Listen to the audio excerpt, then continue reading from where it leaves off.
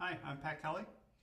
Okay, in this problem, the function they give us is f of x equals 1 over square root of 1 minus x squared. They're asking us to come up with the Maclaurin series for that, but they actually tell us to use the binomial series. Okay, so this is good. They give us a good head start. And actually with this whole group of problems, they tell you in the directions to use that binomial series. So for each problem, what it really comes down to is trying to find out how the given function fits this mold, if you will. Okay? For us, here's the first thing I'm noticing, is that inside the parentheses, you're supposed to have 1 plus something, 1 plus x. But inside of our square root, we've got 1 minus x squared. In order to take care of that, I'm just going to come up here and call this function g of x, just so that I can express what we want as g of minus x squared. And don't take me too literally. That's not what we want. That's what we want for one part of our work. It's not going to get us our final answer quite yet. But this is going to address that 1 minus x squared under the radical. So that just means I'm going to go into this series, and wherever I have an x, I'm going to plug in my argument of minus x squared. Okay? So it's just 1 minus k x squared. Okay, now I'm putting a minus x squared in here, but squaring it, so that's going to stay positive, and I'll still have my k minus 1 over 2 factorial. But the x power now goes up to 4. Putting my minus x squared in to the 3 power, you should be able to see that that's going to switch to a minus sign now, subtraction. My numerator is still all of this business.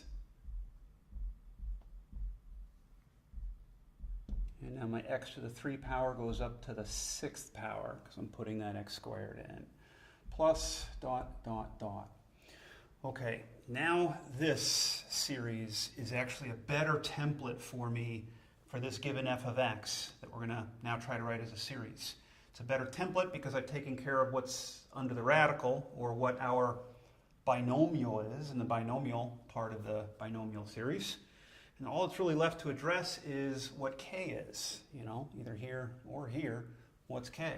So for us, obviously, k equals minus 1 half, right? Okay, so I'm just putting that k equals minus 1 half into this expression. So, in fact, I think I'm ready to write this as an answer. So I'm going to write 1 over square root 1 minus x squared. I should say I'm ready to get my final answer ready. I'll probably do a little bit of cleanup, a little bit of algebra. First, let's see what it looks like with our k's of a negative 1 half in. Okay, so I still have 1. If I put a negative 1 half in here, that becomes a plus. I'm going to write it as x squared over 2. I'm starting to think ahead and think I want a pattern. K of negative 1 half, I put it here. That's a negative 1 half times negative 1 half, subtract 1 goes down to negative 3 halves. And I'm talking through it before I write it, because I want you to realize you've got a negative times a negative. This is going to stay positive. And now I'll go ahead and write it, the 1 half times the 3 halves, divided by 2 factorial times x to the 4th. Again, I'm not cleaning stuff up because I'm thinking ahead to a pattern. Okay, next, minus from our little model. Right, but think about your negative 1 half. And I'm not going to write anything down again at first. Negative 1 half here, that's a negative 1 half.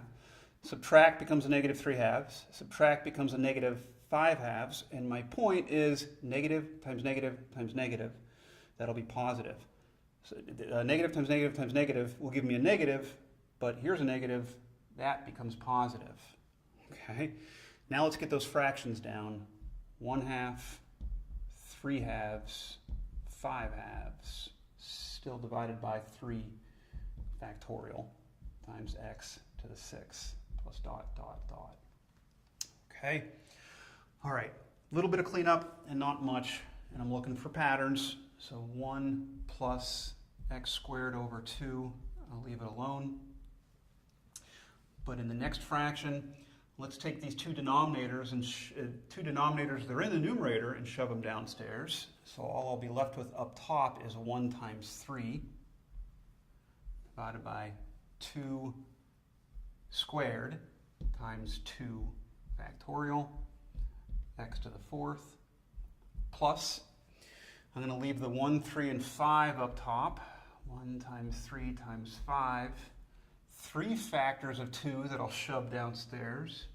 2 to the 3 power, 3 factorial, x to the 6. And at that point, I'm just putting plus dot, dot, dot. Okay? This is actually my final answer then. The original function they wanted, 1 over square root of 1 minus x squared, equals this as an infinite series, a Maclaurin series. Right?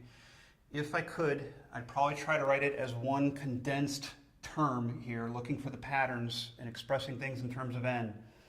But I can't do that in this case because of the pattern of the numerator.